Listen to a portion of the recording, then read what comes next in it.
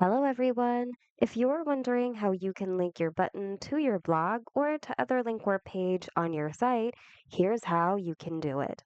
On the editor, click on your button and then click on Link.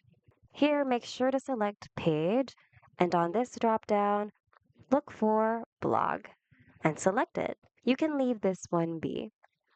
Once you're done, click on Done. And it's as easy as that. We hope you found this video helpful. If you did, hit like and subscribe for more Wix tutorials. See you guys in the next video, and thanks so much for watching.